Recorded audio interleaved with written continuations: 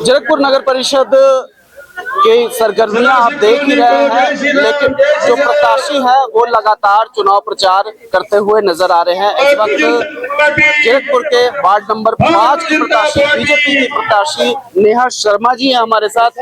Neha Sharma ji, Sadashiv enclave पहुंचे हो। मैं आपको, चलिए आपको पब्लिक ने तो बता ही दिया होगा, मैं आपको एक समस्या यहाँ बता देता हूँ। मैं भी बल्टाना में ही रहता हूँ।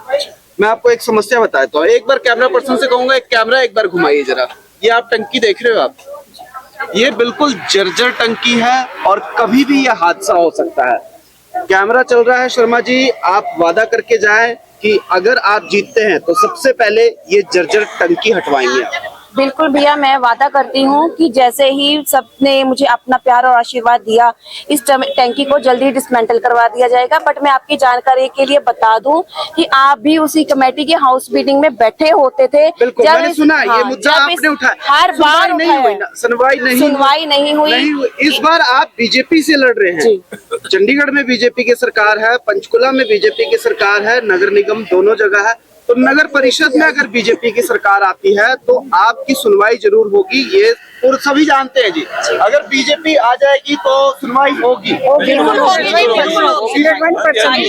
इस बार आप बीजेपी, हमने सुना भी है, हमने देखा भी है कि बहुत जोर जोर से बोलना, मतलब अपने वार्ड के मुद्दों को लेकर आप कमेटी में जिस तरह से आपने आवाज उठाया, मैंने किसी एमसी को नहीं देखा। मैं झूठ नहीं बोलूंगा, पत्रकार हूं, झूठ नहीं बोलूंगा, ठीक है। मैंने किसी को नहीं देखा इतनी ऊंची आवाज में और इस तरह से लड़ते हुए।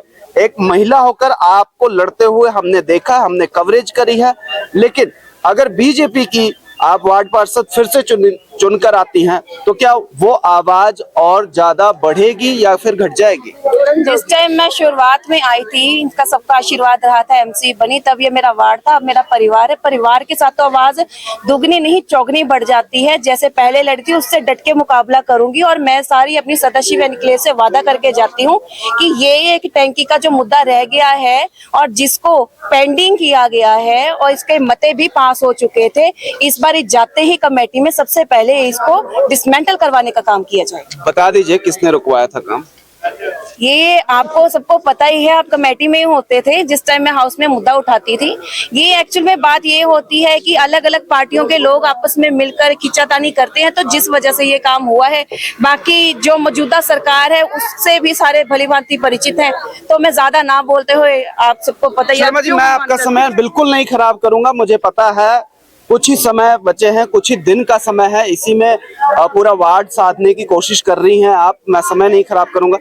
मैं सिर्फ ये जानना चाहता हूं, क्या जिस तरह से बंगाल में, जिस तरह से पंचकुला में, नगर निगम पड़ोस में ही आपका बॉर्डर ही लगता है आपके वार्ड का, जिस तरह से पंचकुला में बीजेपी ने भारी बहुमत से और रिकॉर्ड तोड़ इस बार भाजपा के प्रत्याशी जो है वो जीते, क्या उसी तरह से रिकॉर्ड बिल्कुल टूटेगा जीरकपुर के नगर परिषद चुनाव में? हमारे पंजाब ने सारी ही पार्टियों को देख लिया, उन्होंने कांग्रेस भी देख ली है, अकाली दल भी देख लिया है और नया अब आम आदमी पार्टी की सरकार भी देख ली है। तो अब पूरी की पूरी जनता, पूरा का पूरा पंजाब, पूरे का पूरा मेरा वार्ड और पूरा जीरकपुर का हल्का पूरे मूड में है कि अब भाजपा को जिताएंगे, यहाँ पे भगवा लहराएंगे और आने वाले समय में डबल इंजन की सरकार बनाने के बाद यहाँ पे जो काम होंगे वो दिन दुगनी रात चौगनी तरक्की करके जाएंगे। धन्यवाद शर्मा जी। तो नगर परिषद का चुनाव आप मेरे साथ इसी चैनल पर, इसी माध्यम से लगातार देखते रहेंगे। मैं आपसे एक बार फिर से अपील कर देता हूं कि 26 मई को चुनाव है और अपना मतदान जरूर डालें।